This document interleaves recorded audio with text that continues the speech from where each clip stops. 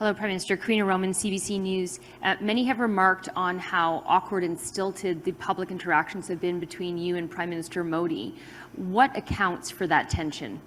I think, as always, there are a lot of different subjects that are important for Canadians, whether it's the rule of law and international rules-based order, whether it's ensuring prosperity, access for our farmers to markets overseas. There's all sorts of different issues, and we've had serious and frank conversations, as Canadians would expect. But many have described your relations at this time as strained, a challenge, deteriorating. How do you describe the relationship between yourself and Mr. Modi and between Canada and India, and where would you like that relationship to be? We recognize that India is an extraordinarily important economy in the world and an important partner to Canada on everything from fighting climate change to creating growth and prosperity for citizens. There's always a lot of work to do, and we will continue to do it. Good afternoon, Prime Minister. Evan Dyer, CBC News. Could you describe what you discussed today in your pull-aside with Prime Minister Modi? We talked about how important it was for this G20 to be the success that it was, having solid conversations and interactions that involved countries, the major countries from around the world, creating moments both for formal interactions and the productive informal conversations that were a huge part of this summit to advance important issues. We also talked about the range of issues that matter, whether it's climate change or the rule of law or issues facing Canadians and Indians. Two issues you didn't mention, one that has been reported by the Indian media quoting Indian government sources who say Prime Minister Modi spoke to you about the presence, or in his terms, of Sikh Khalistani militants in Canada.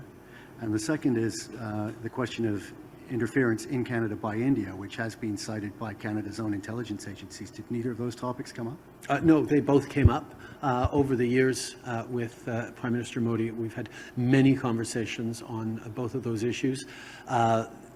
Obviously, Canada will always defend freedom of expression, freedom of conscience, freedom of peaceful protest. That's something that's extremely important to us.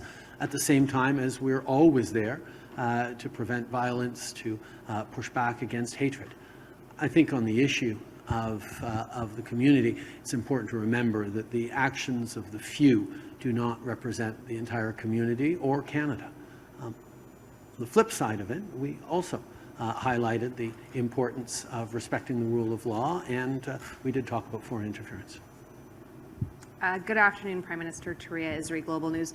So on the issue of foreign election interference, what message did you deliver to Prime Minister Modi?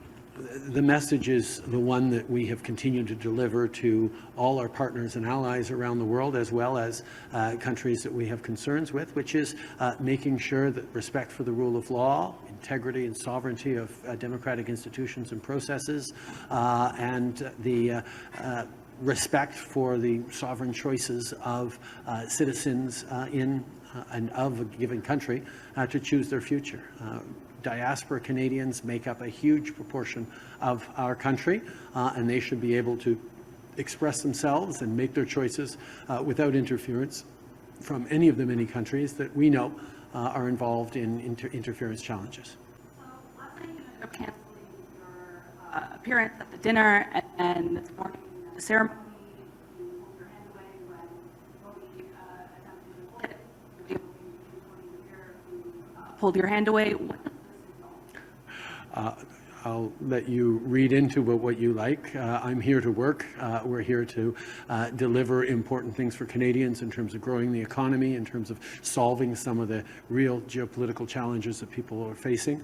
I was pleased to have a sit-down with Prime Minister Modi, in which we had direct and real conversations, as we always will.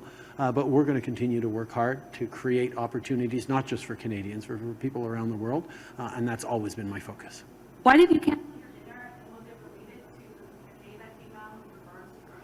No, it was a scheduling thing. In regards to Prime Minister Modi, we have always had a good relationship in which we're able to talk frankly about difficult issues, and we will continue to have that.